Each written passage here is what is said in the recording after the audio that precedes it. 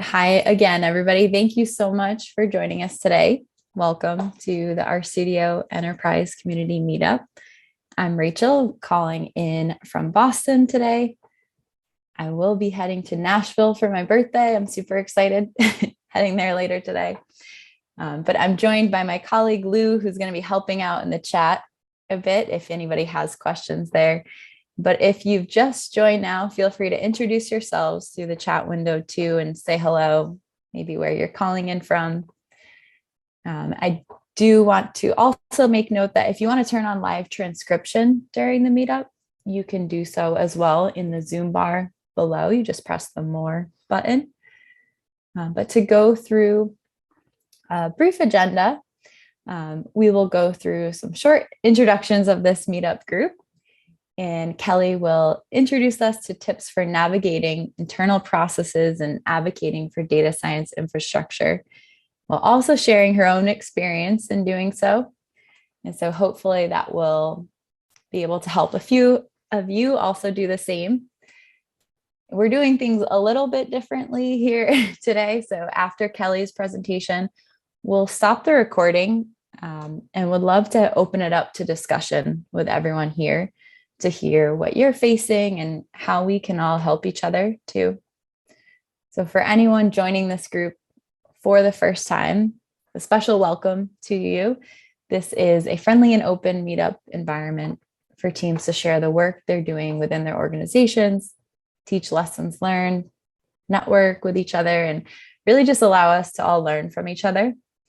So thank you all so much for making this a welcoming community. We really want to create spaces where everybody can participate and we can hear from everyone. So I'd like to reiterate that we really love to hear from everyone, no matter your level of experience or the industry that you work in. So for questions for the meetup, you can always ask questions in the Zoom chat or raise your hand to ask live. But we also have a Slido link that you can use so you can ask questions anonymously as well. And if you ever have suggestions or general feedback, please let me know. I'll share a few links in the chat. But if you do find this format helpful today, would love to have more champion chats. So I'll start by saying the third Monday of every month. Maybe we'll try to stick to that, but I'll share more info when I put the recording up as well. But with all of that, thank you again so much for joining us. I'd love to turn it over to our speaker today, Kelly O'Brien. Kelly is a product manager here at RStudio and is interested in configuration and workflow management with a passion for R and data science. Thank you, Kelly. Rachel. Yeah, I'm honored to kick off the first champions chat here then. I just have a couple of slides put together to hopefully spark some discussion later on. And I'll apologize up top that my voice is a little terrible because I did like 3 days of hard gravel riding over the weekend as my fun vacation, and I am suffering now. But happy to be here talking about analytic infrastructure, which I have been passionate about for a long time. Before I was a product manager here at RStudio, I worked on the solutions engineering team, and that's how I joined RStudio. I see we have I think a couple of solutions engineers on the call. Gagan I saw on the call, and we've got Nick from customer success. Worked with him for a long time here at RStudio, and Rachel, of course, our ultimate champion of champions. And so happy to share some of the experience that I've gained here at RStudio and that brought me to RStudio actually. So I'm going to talk a little bit about what advocating for analytic infrastructure sort of looks like to me and in my past lives.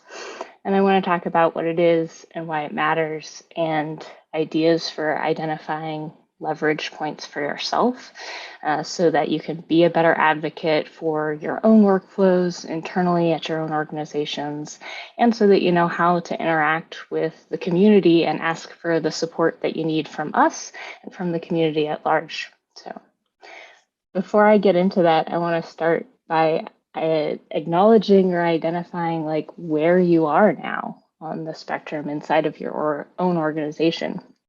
And this slide is it can be a little bit depressing. So I promise that we'll have some more optimism from here.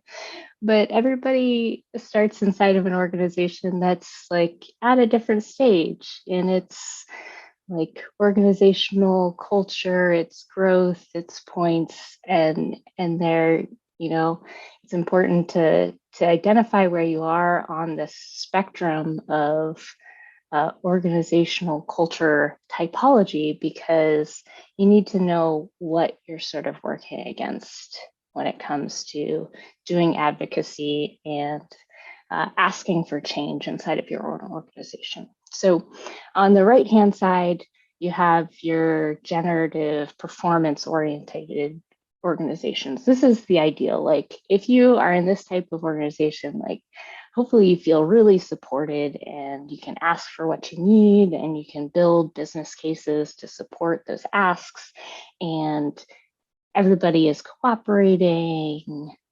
Building bridges between teams is highly encouraged. You can take risks and feel supported in that area. You can fail and then ask questions about what happened, and you are through all of that process sort of taken care of. In the center, you've got your rule-oriented organizations. These are more bureaucratic. There's some cooperation, but not like super highly motivated cooperation. You're sort of like ignored, or like bridges are tolerated, but not encouraged. Also, like novel problem solving can work over time, but you have to work really hard at it. Maybe you have to build some new rules along the way or show why the old rules are outdated. And it's a lot of work to get things done. On the left-hand side, you've got your pathological organizations, which is a funny word. But I've definitely been a part of these places where they are entirely power-oriented. There's very little cooperation. You don't want to stick your head up or offer new solutions because you'll be shot down. Everybody is shirking their responsibilities. Everybody is scapegoating, and all novel ideas are crushed. And this is a real soul sucking place to be in. And if you are in this place, like I'm very sorry. I hope that you'll find some support within this group as well, because like that you can find yourself inside of these places and teams, and it's really unfortunate, and we want to help you understand and see from the outside that it's really almost impossible to make change and advocate for yourself if you are truly inside of a pathological organization, and we want to see you move towards a healthier spaces where you can find more cooperation and support. So I just lay this out at the beginning of every time I give sort of one of these talks, because I know everybody's coming from different types of organizations and spaces. And I don't want to paint this as like a super rosy picture where like you can do everything, because sometimes there are just forces at play that are really difficult to navigate and move against. And so, yeah, I'll leave it at that, and we'll now go into the more optimism side of the story. So I hope that as you're looking at yourself in this picture, you're finding yourself more on the right hand than the left hand side. But if you are more on the left hand side, then just know that this is a safe space and we're here to talk about it. So what is analytic infrastructure? I define it as all the how, where, and with what that goes into doing your daily data science work. This is sort of a picture of a bunch of stuff that could involve portions of your analytic infrastructure environment. Ignore the red line and the box in the center. It's just sort of in there from a different diagram, but you've got data sources, you've got processes, you've got artifacts that you're building, you're deploying, managing, scaling those artifacts that you've built off of processes that involve data sources. And you could be integrating with other things like BI, databases, reporting systems, workflows.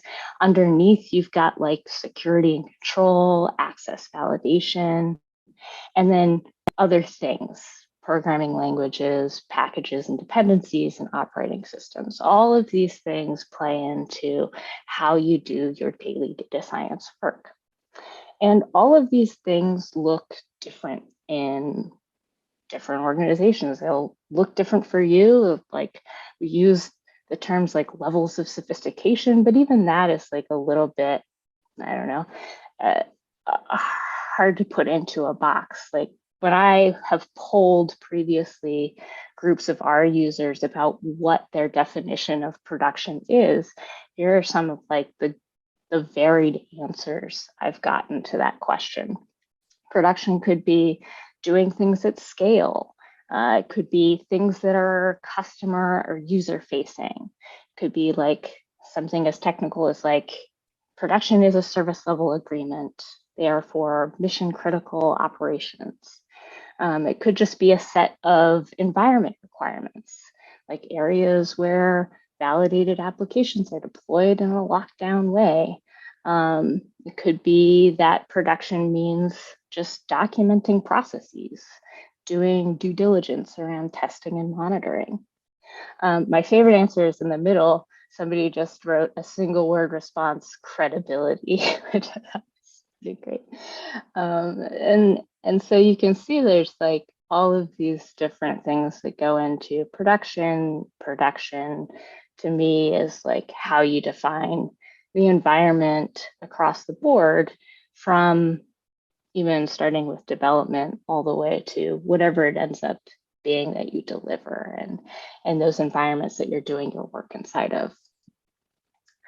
I don't want people to get caught up in the hype machine here. Like this is a screenshot of me Googling DevOps tools and like the crazy sets of like tools that you could employ to build out these environments. And I want to say like I'm not going to provide any solutions here. Like our studio sells products, but you can build environments completely on open source tools. Like we're not here to give you any like easy answers even, because there are none.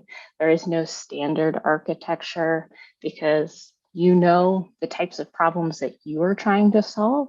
And so you need to understand like what tools make sense for you in your own environment. And there's also no perfect deployment pipeline. Everything is and should be evolving over time, even. So you don't even get to rest on your laurels at any point. You should always be evaluating your processes and determining whether you can make them better. These are all lessons I've learned from the world of DevOps. And when I say DevOps, I don't mean like the tools that you find when you Google what is DevOps. I mean like the philosophy of DevOps, teams working together to accomplish goals inside of an organization. And one of the really interesting, I think, tactical metrics that spoke to me when I did a deep dive on DevOps was the idea of code deployment lead time. And this is something that I've never bothered trying to measure in my own life, but I've realized that I was, as I have been on different teams trying to accomplish goals and projects, almost subconsciously measuring, like, how long does it take us to accomplish this thing? How long does it take us from going from raw materials, point A, to some kind of finished product? And when I feel like that time is like growing, or it's taking too long, it starts to grate on me. Like in my heart, in in my core being. It eats away at me, and that's what I think makes me a natural analytic administrator. It makes me a champion because I am very bothered by these types of problems. So both of these questions are really interesting to ask yourself if you haven't. Like, how long does it take you to get from raw materials to a finished product? Is that something you measure, or is it something that you just intuit and eats away at you? And how many teams do you have to traverse to make real impact with the product of your work? That's another really interesting one. It may or may not be relevant to you, but also very relevant to the world of DevOps philosophy. So why does this matter? Your analytic infrastructure is what enables you or teams to deliver value through decreasing that code deployment lead time. And it also dominates how your daily work is performed. But these are like pretty obvious lessons, I think. This author, Gene Kim, has written a number of really influential books in the DevOps space, two of which are novels about IT and DevOps. One is called the Phoenix Project, and one is the Unicorn Project. And I've enjoyed both of them. If you want to read a really corny novel about IT and DevOps, I highly recommend it. This quote is from him: improving daily work is even more important than doing daily work.